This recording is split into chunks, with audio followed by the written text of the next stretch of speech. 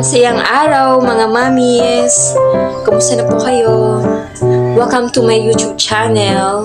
For today's video ay i-share ko po sa inyo yung immunization ng aking 11 months old na anak na magwa 1 year na rin po siya this April. Kung bago ka pa lang po sa aking channel, please like and share and subscribe to my YouTube channel.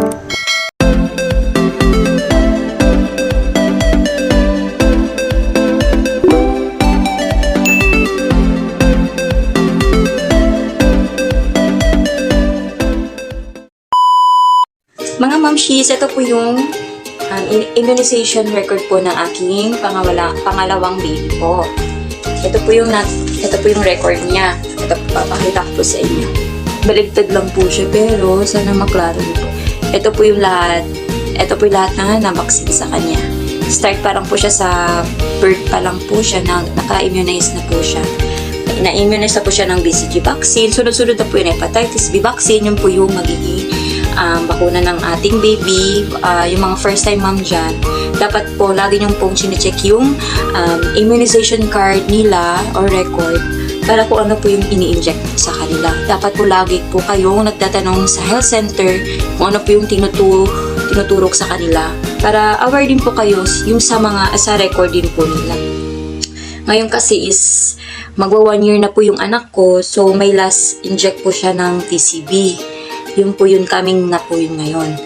Mga mamshis, importante po talaga na may immunization po yung ating baby. Start pa lang po ng birth niya po hanggang magwa 1 year siya. Kahit kapag 1 year plus na rin po siya, kung may mga vaccine po na meron sa health center, pa-vaccine nyo na po para maiwasan po nila magkaroon ng sakit.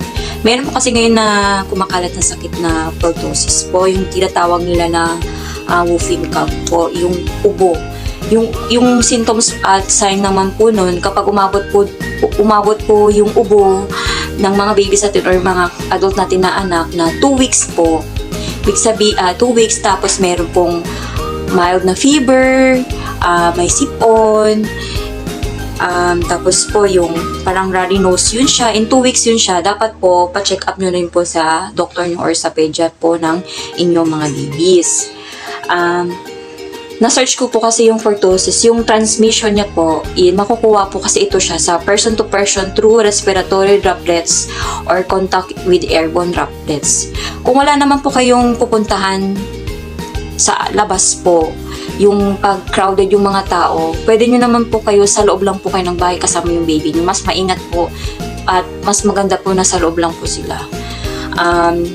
Nakalagay dito na kapag yung incubation po daw nila nasa 5 to 15 days.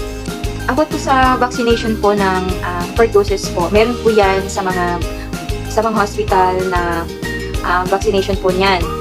Sa pedya nyo, meron po sa health center, pero depende po yan kung may libre po sa health center, i-grab nyo na po. Ako po, nag-aantay lang po ako kung merong libre sa health center. Dahil po kasi, medyo sabi napanood ko ng Pedia Mom, doctor po siya na sa YouTube, medyo may kamahalan ng puro yung vaccination na pertussis. Disclaimer lang po, hindi po ako doctor or pedia.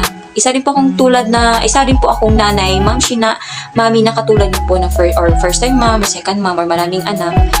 Sinishare ko lang din po sa inyo para malaman nyo rin po yung mga experience ko rin po. Kung bago ka pa lang po sa aking video,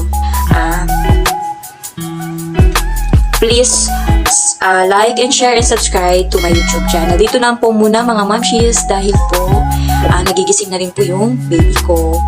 Ingat po mga mamshis! Bye!